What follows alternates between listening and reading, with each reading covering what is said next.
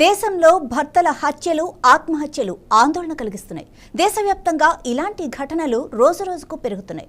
గత 6 నెలల్లో 554 కేసులు నమోదవటం కలకలం సృష్టిస్తోంది. ఈ కేసుల్లో చాలా వరకు వివాహేతర సంబంధాలు, గృహహింసే ప్రధాన కారణాలుగా ఉంటున్నాయి. గుర్గావ్కు చెందిన ఏకం న్యాయ్ ఫౌండేషన్ ఈ మేరకు ఓ నివేదికను విడుదల చేసింది. దేశంలో రోజుకు 2 భర్తలు హత్యకు గురవుతుంటే ఒకరికంటే ఎక్కువ మంది ఆత్మహత్య చేసుకుంటున్నారు. ఇది సమాజానికి ఓ పెద్ద సవాలుగా మారింది.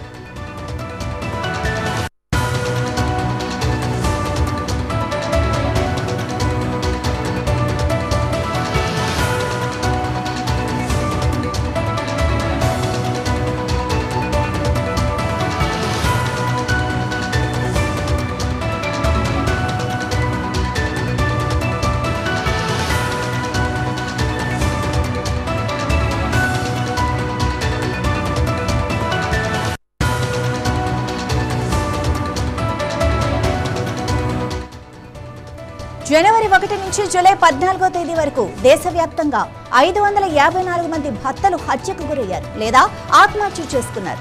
ఇది ఏకం న్యాయ్ ఫౌండేషన్ విడుదల చేసిన నివేదికలో వెల్లడైన సంచలన విషయాలు. ఈ 554 కేసుల్లో 322 మంది భర్తలు తమ భార్యలు లేదా వారి ప్రియుల చేతుల్లో హత్యకు గురైనట్లు నివేదిక చెబుతోంది. ఈ హత్యలకు వివాహేతర సంబంధాలే ముఖ్య కారణం. 194 హత్య కేసుల్లో వివాహేతర సంబంధాలు ఉన్నట్లు తేలింది. గృహ వివాదాలు కూడా 88 హత్య కేసులకు దారితీశాయి.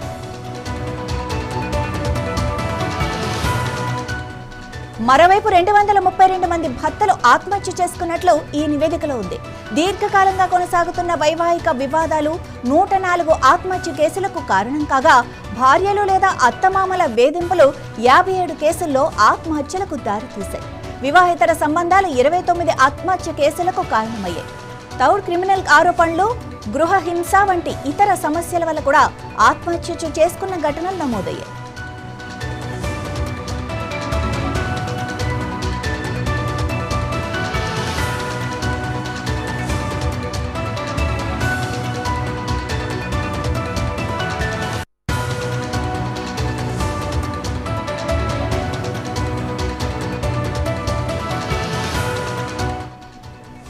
ఈ కేసులో ఉత్తరప్రదేశ్ అగ్రస్థానంలో ఉంది.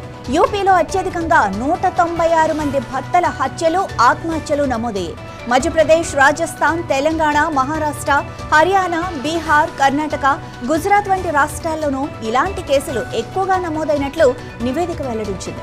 అయితే ఈ గణాంకాలు మీడియా నివేదికలు, సంస్థ సేకరించిన సమాచారం ఆధారంగానే రూపొందించబడ్డాయని, ప్రభుత్వ అధికారిక లెక్కలు కావని ఏకం న్యాయ్ ఫౌండేషన్ స్పష్టం చేసింది. అనేక ఘటనలు అసలు వెలుగులోకి రాకపోవడంతో వాస్తవ సంఖ్య ఇంకా ఎక్కువ ఉండొచ్చని సంస్థ అభిప్రాయపడింది. భర్తలపై జరిగే గృహహింస లేదా హత్యలపై ప్రత్యేక జాతీయ డేటాబేస్ లేకపోవడం ఈ సమస్య తీవ్రతను అంచనా వేయడం కష్టం చేస్తోందని ఫౌండేషన్ వ్యవస్థాపకురాలు దీపికా నారాయణ్ భరద్వాజ్ తెలిపారు.